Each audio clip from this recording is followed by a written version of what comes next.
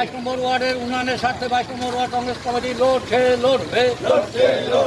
জাতীয় কংগ্রেস জিন্দাবাদ। রাস্তা সংস্কার, পানীয় জল, বিধান শিশু উদ্যান সংস্কার, হাউস ফর অল প্রকল্পের সঠিকভাবে অর্থ প্রদান, নতুন আবেদনকারীদের ঘর দেওয়া থেকে শুরু করে বার্ধক্য ভাতা সবেতেই বঞ্চিত জলপাইগুড়ি পুরসভার 22 নম্বর ওয়ার্ডের বাসিন্দারা।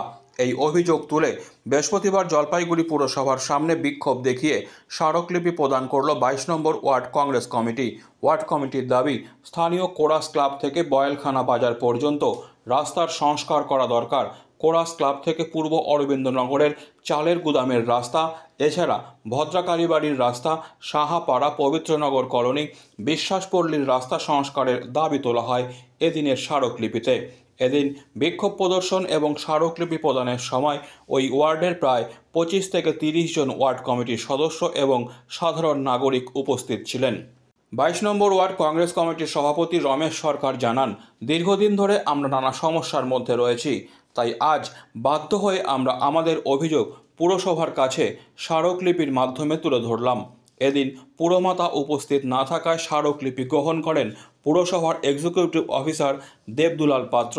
তিনি জানান, আমি বিক্ষোভকারীদের সাথে কথা বলে ওনাদের অভিযোগ শুনেছি, আমি নিজে গিয়ে সব খতিয়ে দেখার আশ্বাস দিয়েছি।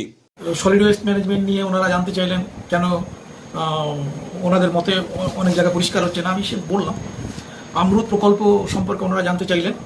হ্যাঁ, ওনারা অনেক কিছু অফিসিয়াল বিষয়গুলো জানতেন না। আমি ওনাদের প্রকল্প সম্পর্কে ওয়াকিবহাল করলাম। Old age pension, widow pension, কিছু কিছু মানুষ old age pension, widow pension পেতেন, হ্যাঁ, কিন্তু পরবর্তীকালে আর পাচ্ছেন না। তার কারণটা আমি বলে দিলাম। রাস্তাঘাটের সমস্যা আমাদের, ওনারা বললেন রাস্তাঘাটের সমস্যা। ওনারা বলছেন যে গাড্ডা হয়ে আছে। আমরা বলছি হ্যাঁ, গাড্ডা তো হয়ে আছে, আর কারণ আমাদের অমৃতের পাইপলাইন পাতা হচ্ছে। হ্যাঁ, অমৃতের পাইপলাইন পাতা হচ্ছে, এর ফলে কিছু রাস্তা এখনো সেইভাবে আমরা রিস্টোর করে উঠতে পারিনি। 1 নম্বর। 2 নম্বর হচ্ছে কিছু কিছু জায়গায় আমাদের ওই পাতা হয়েছে, ফাইবার কেবল পাতা হয়েছে। হ্যাঁ, ওই রেস্টোরেশনের ওয়ার্কগুলো একটুখানি সমস্যায় আছে। তাছাড়া সত্যি তো কিছু কিছু জায়গায় সমস্যা আছে, সেগুলো আমরা দেখব। হাউজিং ফর অল এর কথা বললেন যে অনেকে টাকা পাননি, পুরনো সেই 16, 17, 18, 19 টাকা পাননি। এটা তো ঠিক কথা। সবসময় আমাদের কাছে ওই ডিপার্টমেন্ট থেকে মানিটারি ফ্লোটা ঠিক থাকে না। আমরা ওগুলো অবশ্যই দেখব। আমি তো নিশ্চয়ই দেখবো। আমি নিজে যাব। হ্যাঁ, নিজে যাব। আমি তো জলপাইগুড়ি শহরেই থাকি, এইটুকু তো শহর। আমার 22 নম্বর ওয়ার্ডে যেতে সমস্যা নেই, আমি গিয়ে দেখব। এদিকে স্মারকলিপি নিয়ে 22 নম্বর ওয়ার্ডের প্রাক্তন কংগ্রেস কাউন্সিলর পিনাকি সেনগুপ্ত জানান, আমাদের ওয়ার্ড সব দিক থেকে পিছিয়ে এবং বঞ্চিত। বার্ধক্য ভাতা না পাওয়া, ঘরের টাকা থেকে বঞ্চিত অনেকেই। এই পুরসভা তার দায়িত্ব পালন করছে না। জলপাইগুড়ির বর্তমান পৌর বোর্ড গত 2.5 বছর আগে অনেক প্রতিশ্রুতি দিয়ে তারপরেও ছাপ্পা বা নকল ভোটের মাধ্যমে ক্ষমতায় এসেছিল। কিন্তু গত 2.5 বছরে যেটা প্রমাণিত জলপাইগুড়ি শহরবাসীর কাছে, সেটা হচ্ছে যে এই পৌর বোর্ড নাগরিক পরিষেবা দিতে গিয়ে সম্পূর্ণভাবে অপদার্থতার পরিচয় দিয়ে যাচ্ছে প্রতিদিন। 22 নম্বর ওয়ার্ডের থেকে আজকে জাতীয় কংগ্রেস কমিটি 22 নম্বর ওয়ার্ডের সমস্যাগুলিকে নিয়ে যেমন পৌর প্রশাসনের কাছে তুলে ধরবার চেষ্টা করলো, ঠিক একইভাবে 24 নম্বর ওয়ার্ডের নির্বাচিত কাউন্সিলর অমলান মুন্সি কদমতলায় 4-5 দিন ধরে তার এলাকার ডেভেলপমেন্টের জন্য বসে আছে। একে একে এরকম বিভিন্ন জায়গার থেকে সাধারণ মানুষ এবং আমাদের দলের পক্ষ থেকে জানানো হবে।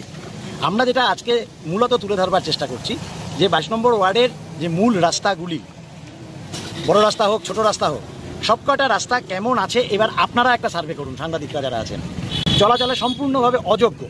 আমাদের ওয়ার্ডে একটা বিধান শিশু উদ্যান আছে, সেই বিধান শিশু উদ্যানটাকেও আপাতত সংস্কার করার কোনো ব্যাপার নেই।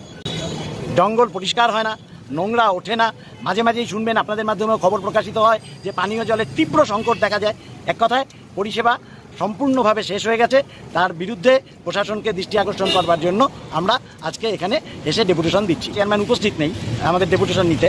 মানুষের সাথে কথা বলতে বা বিরোধী দলের সাথে কথা বলতে ওনারা বোধহয় ভয় পান, তাই নেই এখানে।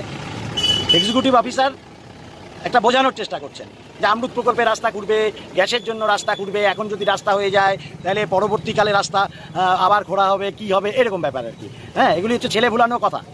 আসলে এদের কাজ করার কোনো ইচ্ছে নেই। আপনারা জান না 22 নম্বর ওয়ার্ডের রাস্তাগুলি দেখুন না, এই বোর্ডের প্রতি জলপাইগুড়ি শহরের লোকের এমনি আস্থা নেই, কারণ এরা নাগরিক পরিষেবা দিতে ব্যর্থ।